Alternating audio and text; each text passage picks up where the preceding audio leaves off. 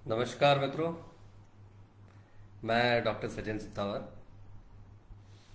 काफ़ी मूसलाधार वर्षा हो रही है। भोपाल में हरियाली की छटा निराली होती जा रही है। ठीक है, कुछ लोगों को तकलीफ हो रही है, उनके घरों में पानी आ रहा है, उनके लिए संवेदनाएं, शुभकामनाएं कि सब स्थितियां अच्छी हो जाएंगी। इस बरसात के मौसम में नाना प्रकार की बीमारियां बढ़ती हैं। हमारे मधुमेह के मरीज निरंतर व्यायाम नहीं कर पाते। तो आज का विषय चालू करने से पहले उनसे सविनय निवेदन है कि घर पर ही कुछ ऐसी विधि निकालें जिससे अपने व्यायाम की पूर्ति हो जाए। अगर कुछ लोगों को जोड़ों में दर्द है, वो चल फिर नहीं पा रहे हैं, बैठे बैठे ही अगर पीटी जैसी कसरत कर लें। कुछ लोग सूर्य नमस्कार कर सकते हैं, घर पर ही रस्सी कूद सकते हैं। किंग क्या ट्रेडमिल है, तो इस समय अगर आप बाहर नहीं जा पा रहे हैं क्योंकि भारी वर्षा है, ट्रेडमिल पे दौड़ सकते हैं। कुछ लोगों के यहाँ फिक्स साइकिलें हैं तो उनका भी उपयोग आपको करना चाहिए। तो आशा है आप खान पान का ध्यान रखेंगे, बाहर का खाना नहीं खाएंगे, संयमित भोजन, नियमित व्यायाम और एक संतुलित जीवन। अब बात आती है आज के विषय की कि आज का विषय हमने क्या रखा है।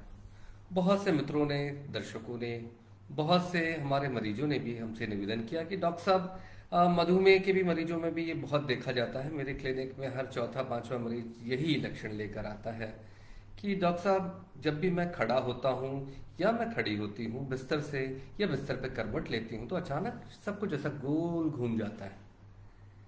तो गोल घूम जाता है, हम पूछते हैं क्या होता है। अंधेरा छाता है कि ऐसा चक्कर जैसा लगता है। तो कुछ लोग कहते हैं कि उन्हें अंधेरा होता है, कुछ लोग कहते हैं कि अचानक सब कुछ ऐसा लगता है कि गोल घूम रहा है। तो ये क्या है, ये चक्कर की अवस्था क्या है और क्यों होती है, इसके बारे में लोगों में काफी उत्सुकता है। क्योंकि ऐसा हो ही रहा है कि हर 10 में से 2-3 मरीज को ऐसा होता है। तो कहीं ना कहीं इसकी विवेचना करना एक मधुमेह के डॉक्टर के लिए भी आवश्यक है, क्योंकि हर मरीज को वो कहीं ना कहीं इसकी विवेचना के लिए दूसरे डॉक्टर के पास नहीं भेज सकता। तो इसी विषय पर चर्चा करने के लिए आज मैं उपस्थित हुआ हूँ, चक्कर और उसके कारण। और फिर हम आएंगे, क्योंकि हमारे मधुमेह के मरीज प्राय 50-60 साल के होते हैं, महिलाएं होती हैं, उनका मीनोपॉज हो जाता है और हड्डियां कमजोर होने लगती हैं। तो क्या हार्मोन के डॉक्टर के लिए ये चक्कर किस तरह से नुकसानदायक हो सकते हैं हार्मोन के मरीजों के लिए, और किस तरह से हड्डियां टूट सकती हैं या फ्रैक्चर हो सकता है, और उससे बचाव और निदान क्या हो सकते हैं, इसके बारे में हम आज विस्तार से चर्चा करेंगे। सबसे पहली बात आती है कि ये चक्कर होते क्यों हैं। देखिए कि चक्कर का संबंध आपके 3 खास विषयों से होता है। एक है आपका जो यहाँ पे कान के पास जो बैलेंस का ऑर्गन होता है, जिसको हम अंग्रेजी में कहते हैं वेस्टिबुलम। वहां पे कोई सूजन आ जाए, या वहां पे जो उसका एक पानी होता है, जैसे दिमाग में पानी होता है ना, जिसको हम सेरिब्रोस्पाइनल फ्लूइड कहते हैं, वहां पे यहाँ पे भी एक फ्लूइड होता है, और उसके फ्लो में अगर रुकावट आ जाए तो भी चक्कर आने लगते हैं। कई बार इस पर्टिकुलर भाग की सूजन के कारण, इन्फेक्शन के कारण, कान के दर्द के कारण भी कई बार वहां भी सूजन आ जाती है और ऐसा होता है।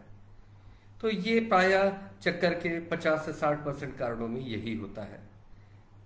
10-12% में ये कारण यही वाला वेस्टिबुलम, तो वेस्टिबुलम का सेंटर होता है दिमाग में भी, जो इसको नियंत्रित करता है। तो वहां पे खराबी आने पे भी 5 से 10% लोगों में वैसी खराबी हो सकती है। कुछ लोगों में क्या होता है कि शरीर का ब्लड प्रेशर, जैसे मान लीजिए मैं अभी बैठा हूं, यहां से मैं जैसे ही खड़ा होऊंगा तो ये ब्लड प्रेशर प्राकृतिक तौर पे बढ़ेगा, जिससे दिमाग पे खून का दौरा बढ़ेगा और दिमाग उस परिस्थिति को अपने हिसाब से एडजस्ट कर लेगा। पर क्या होता है कुछ लोगों में जो ब्लड प्रेशर की दवा ले रहे हैं, कुछ लोग जिनको लंबे समय से मधुमेह है और उनका ऑटोनॉमिक नर्वस सिस्टम, एक विशेष प्रकार की नसें होती हैं जिनको ऑटोनॉमिक नर्वस सिस्टम कहते हैं, तो वहां की खराबी आने के कारण समय रहते बीपी नहीं बढ़ता, खून का दौरा नहीं बढ़ता और उन्हें एकदम चक्कर आने लगते हैं, उनको ब्लैकआउट्स होने लगते हैं। तो ये भी एक बड़ा कारण है चक्कर आने का। कई बार बैलेंस का ऑर्गन जो कि पीछे होता है, जिसको हम कहते हैं सेरिबेलम, बहुत सारे हमारे मित्र हैं जिनको सालों साल से ब्लड प्रेशर भी है, हार्ट डिजीज भी है, शुगर भी है, बीच बीच में छोटे मोटे लकवे भी लगे हैं। तो सेरिब्रल एट्रोफी के कारण, यहाँ पे किसी प्रकार से ट्यूमर के कारण, या कभी कभार ब्लीडिंग हो जाने की अवस्था में भी आपको और कभी कभार उम्र के हिसाब से, जिसको हम कहते हैं उम्र के हिसाब से जो डीजेनरेटिव चेंजेस आते हैं, एज रिलेटेड डीजेनरेटिव चेंजेस भी होते हैं, तो वहाँ पे भी बैलेंस का प्रॉब्लम आने लगता है। और कभी कभार बैलेंस के प्रॉब्लम को भी लोग चक्कर मान लेते हैं। तो ये जो परिस्थिति है ये इतनी रेयर नहीं है, और ये एक प्रासंगिक बात है कि इसके बारे में हम बात कर रहे हैं, क्योंकि जन सामान्य में बहुत लोगों को ये समस्या है। तो हमारे एक मित्र थे, अभी कुछ ही दिनों पहले जैसे ही वो सुबह बिस्तर से उठे तो उनको एकदम से दुनिया गोल घूम रही ऐसा लगा। फिर उन्होंने लगा कि एक ही बार हुआ होगा, तो उन्होंने ज्यादा ध्यान नहीं दिया, पर जैसे ही वो सुबह फिर वॉक करने लग गए तो अचानक से फिर से ऐसा आया। गिरे नहीं, पर उनको बहुत परेशानी होने लगी। कुछ लोगों को ऐसा होता है कि इसके साथ उल्टियां भी होने लगती हैं, और कुछ लोगों को कंधों पे दर्द आने लगता है, हाथों में झुंझुनी होने लगती है, और हाथ स्टिफ लगने लगता है, और गर्दन भी उनकी कड़ी होने लगती है। तो ये तीनों परिस्थितियां अलग अलग हैं। जो पहली परिस्थिति है जहां हमारे मित्रों को अचानक से चक्कर आया, गोल घूमने जैसा लगा, और बिस्तर पे करवट लेते थे तो भी होता था, और थोड़ा सा उल्टी जैसा लग रहा था, वो वेस्टिबुलाइटिस के कारण हो सकता है। या कभी कभार एक बीमारी होती है बेनाइन पोजिशनल वर्टाइगो। तो मित्रों, ये बेनाइन पोजिशनल वर्टाइगो बहुत आसानी से हम लोग डायग्नोस करते हैं, कुछ कसरतें बताते हैं और ये स्थितियां अपने आप ठीक हो जाती हैं। फिर जो हमारे दूसरे मित्र थे जिनको गर्दन में भी कड़ापन हो गया, हाथ में भी झुंझुनी आ रही है, यहाँ भी दर्द आ रहा था, पीठ सामने भी दर्द आ रहा था, तो ये जो पेशेंट थे इनको जो चक्कर आ रहे थे वो सर्वाइकल बीमारी के कारण आ रहे थे। आपको मालूम ही है ना, गर्दन का जो असली मूवमेंट होता है जिन हड्डियों पे होता है वो पांचवी छठी हड्डी होती है, सर्वाइकल स्पाइन। तो ये सातवीं और आठवीं, पांचवी छठवीं सातवीं आठवीं में मूवमेंट ज्यादा होता है। तो जहां ज्यादा मूवमेंट होगा वहां वियर एंड टियर, माने वहां पे हड्डियों में परिवर्तन भी होगा और नुकसान भी होगा। तो इस परिस्थिति को कहते हैं सर्वाइकल स्पॉन्डिलोसिस। तो यहाँ भी नसों पे दबाव आने लगता है, और जब नसों पे दबाव आता है तो दर्द जहां जहां नसें निकलती हैं, जिस जिस इलाकों में जाती है वहां दर्द भी आता है और उसको चक्कर आने लगते हैं। तो इस परिस्थिति का भी निदान बहुत आसानी से संभव है जब आप अपने एक फिजियोथेरेपिस्ट को दिखाते हैं। वो सही तरीके से विवेचना करते हैं और कसरत बताते हैं। साधारण डॉक्टर भी आपको कसरत बता सकते हैं, भारी वजन, सामान, ज्यादा झुककर काम, ये सब चीजें आपको नहीं करनी होती, तो बहुत जल्दी इसमें आराम मिलने लगता है। कभी कभार हमें जब ऐसी आशंका होती है कि नहीं बहुत बड़ी चीज है, रुकावट ज्यादा है, तो हम गर्दन का एमआरआई करवा लेते हैं। कुछ थोड़ा बहुत, कुछ लोग दिमाग का भी कुछ लोअर पोर्शन भी देख लेते हैं जहां पे वेस्टिबुलम होता है। तो ये चीजें इसके लिए होती हैं, और दवाइयां तो बहुत अच्छी उपलब्ध हैं, और प्रायः ये चक्कर ठीक हो जाते हैं। तो आप ये बोलेंगे कि डॉक्टर साहब ये तो ठीक है, पर आप ये बताइए कि ये चक्कर ठीक कैसे होते हैं। तो ये जो ठीक होने के लिए, अगर बेनाइन पोजिशनल वर्टाइगो है जो कि प्रायः बहुत कॉमन है, तो हम कहते हैं कि कुछ कसरतें हम बताते हैं जिनको हॉलपाइक्स मैन्योर कहते हैं। वो कसरतें करने से ये अपने आप ही समय रहते ठीक होने लगता है। जिनको बीपी कम होने की प्रॉब्लम है, पोस्चरल हाइपोटेंशन है, उनको हम ये कहते हैं कि एक क्षण में क्षणिक निर्णय मत लीजिए। बिस्तर पे भी लेटे हैं तो थोड़ी देर बैठ जाइए, पैर लटकाइए, पैरों का मूवमेंट करिए, फिर खड़े होइए, तो अचानक से एकदम से बीपी ड्रॉप नहीं होगा। कुछ लोगों को, और उसके साथ साथ कुछ लोगों को हम स्टॉकिंग्स नाम के जो मोजे होते हैं ना, आपको मालूम ही होगा, घुटने से टखने तक मोजे पहनते हैं, तो वो घुटने से टखने तक पहनने वाले मोजे पहना दिए जाते हैं, और उनको एकदम से ब्लड प्रेशर जो ड्रॉप होता है वो नहीं होता। कुछ लोगों की ब्लड प्रेशर की दवाओं में भी थोड़ा सा आमूलचूल परिवर्तन करना पड़ता है। तो कुछ लोगों को पानी बढ़ाने वाली कुछ दवाइयाँ, कुछ फ्लूइड रिटेनिंग दवाइयाँ दी जाती हैं। तो ये चीजें बिल्कुल आसानी से कंट्रोल होती हैं इनका। पर हाँ, पोस्चरल हाइपोटेंशन होना एक बड़े बीमारी के लक्षण है, इसीलिए तब हम डॉक्टर को विवेचना करने के लिए भी बोलते हैं, और डिटेल में विवेचना होती है, और बाकी कारणों को भी देखा जाता है। सर्वाइकल के लिए तो मैंने आपको बता ही दिया कि एक अच्छे फिजियोथेरेपिस्ट को दिखाएं। आगे अगर कोई बड़ी त्रुटि होती है तो न्यूरोसर्जन देखते हैं आपको, और उस हिसाब से उसका मैनेजमेंट होता है। अब बात आती है कि हार्मोन के डॉक्टर के लिए ये चक्कर क्यों इंपॉर्टेंट हो जाते हैं। देखिए, मधुमेह के डॉक्टर के लिए ये चक्कर इसलिए इंपॉर्टेंट हो जाते हैं कि प्रायः मेरे मरीज 50 के दायरे में होते हैं, 60 के दायरे में होते हैं, और प्रायः महिलाएं ज्यादा होती हैं, और इस दौरान महिलाओं को मीनोपॉज हो चुका होता है। तो आपको मालूम ही है, मीनोपॉज के बाद हड्डियां कमजोर होती हैं। कुछ लोगों को ऑस्टियोमलेशिया माने कैल्शियम की कमी होती है, विटामिन डी की कमी होती है। तो कुछ लोगों को ऑस्टियोपोरोसिस नाम की बीमारी, जहाँ पे शरीर की हड्डियाँ बहुत ही कमजोर हो जाती हैं और थोड़ी सी चोट लगती है वो टूट जाती है। क्या होता है कि फ्रेजिलिटी फ्रैक्चर्स बढ़ जाते हैं। फ्रेजिलिटी फ्रैक्चर आपके लिए थोड़ा सा नया शब्द होगा।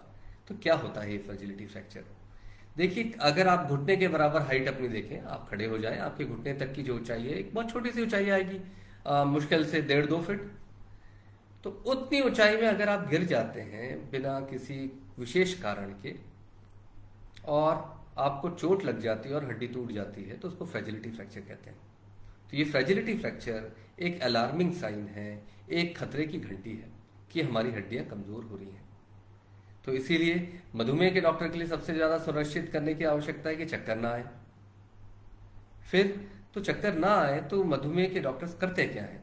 तो प्रायः जो ये चक्कर आने का कारण होता है वो ट्रिपलिंग का होता है। प्रायः पैर फिसल जाना, बैलेंस बिगड़ जाना, गिर जाना।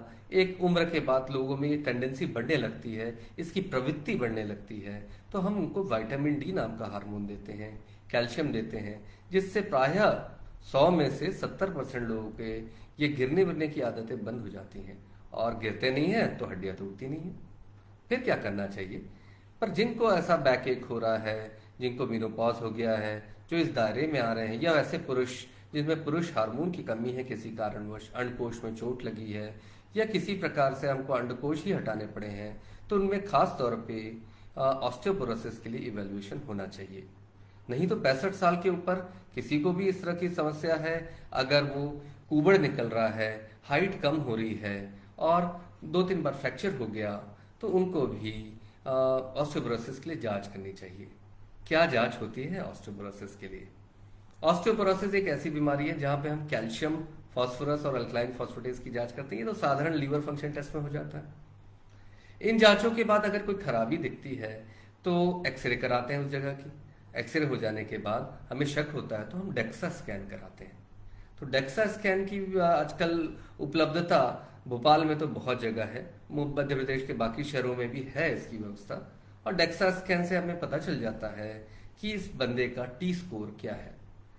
ये जो टी स्कोर होता है, बहुत ज्यादा हम जटिलताओं में नहीं जाएंगे, पर ये जब भी टी स्कोर -2.5 से ज्यादा होने लगता है या उतना या उससे ज्यादा होने लगता है, तो हम कहते हैं आपको ऑस्टियोपोरोसिस की संभावना है। वैसे ये टी स्कोर हम स्पाइन में देखते हैं, कूल्हे की हड्डियों में देखते हैं, कूल्हों की हड्डियों के अलावा हम हाथों की हड्डियों में देखते हैं। तो उस हिसाब से प्रायः हमें स्पाइन और कूल्हे की हड्डियों की चिंता ज्यादा होती है, क्योंकि प्रायः इस उम्र में यही फ्रैक्चर होता है। इसीलिए जब ये समय रहते पकड़ लेते हैं तो ऑस्टियोपोरोसिस का इलाज समय रहते बहुत अच्छे से संभव है और बहुत ही अच्छा इलाज उपलब्ध है। इतना ज्यादा महंगा भी नहीं है और सही दिशा में और सही डॉक्टर से इलाज लें तो ऑस्टियोपोरोसिस का इलाज आपको एक हार्मोन रोग विशेषज्ञ यानी एंडोक्राइनोलॉजिस्ट से कराना चाहिए। पर जब हड्डी में कुछ फ्रैक्चर आ जाए तो हड्डी रोग विशेषज्ञ की मदद लेंगे।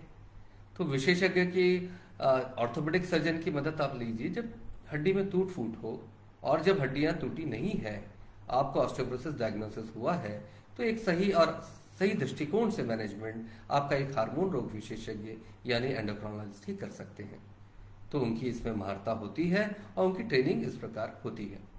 तो जब हम इन चीजों को ध्यान देते हैं, विवेचना करते हैं, तो ये पाते हैं कि ये बीमारी का मुख्य कारण है और उसका केंद्र बिंदु ढूंढ के हम उसका इलाज करते हैं।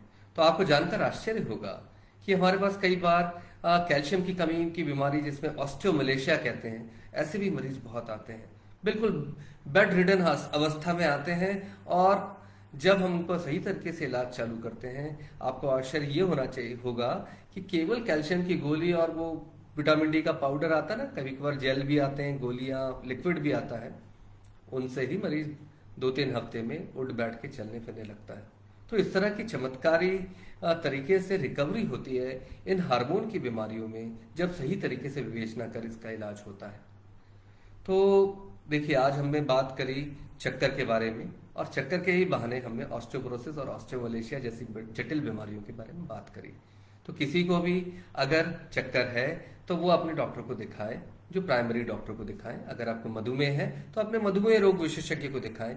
वो विवेचना करेंगे, क्योंकि वो भी एक फिजिशियन है। वो विवेचना करेंगे और सही दिशा देखेंगे और उन्हें लगेगा कि नसों के डॉक्टर की आवश्यकता है या कान के डॉक्टर की आवश्यकता है, तो वो आपको उसी तरह से ईएनटी स्पेशलिस्ट या न्यूरोलॉजिस्ट के पास रेफर करेंगे। नहीं तो अगर बेनाइन पोजिशनल वर्टाइगो है तो वो खुद ही इलाज कर देंगे और आपके जीवन में खुशियां आ जाएंगी। तो आपकी जिम्मेदारी क्या बनती है? नियमित व्यायाम आपके लिए बहुत जरूरी है और कोशिश करें कि कभी भी इस तरह की बातें आती हैं, चक्कर लगता है, तो उस दौरान ऐसी चीजों को अवॉइड करें, ऐसी परिस्थितियों का सामना ना करें, जैसे ऊंचाई वाली जगह या जहां गिर जाने से चोट लगे, फिसलन वाली जगह गाड़ी ना चलाएं। और अगर आपका व्यवसाय ही गाड़ी पर उस पे है तो खास तौर पर ध्यान रखिए, आप अपने आप तो नुकसान करेंगे ही, साथ साथ हो सकता है कि राह चलते लोगों को भी परेशानी हो जाए। इसलिए जिम्मेदारी वाली बात है, इसको तुरंत इसका पटाक्षेप होना चाहिए और इसके लिए जरूरी है कि आप एक अच्छे डॉक्टर को दिखाएं। तो आशा है आपको ये चक्कर वाली बात समझ में आई होगी और इसके संबंधित अगर आपको बीमारी संबंधित कोई जानकारी चाहिए तो आप यहाँ पे कमेंट बॉक्स में लिख सकते हैं। इलाज संबंधित जानकारी ज़्यादा देने की इजाज़त है नहीं सोशल मीडिया पे, उसके लिए आपको एक अच्छे डॉक्टर के पास जाकर उनसे विवेचना करवानी चाहिए। आशा है आपको ये बात पसंद आई होगी। धन्यवाद।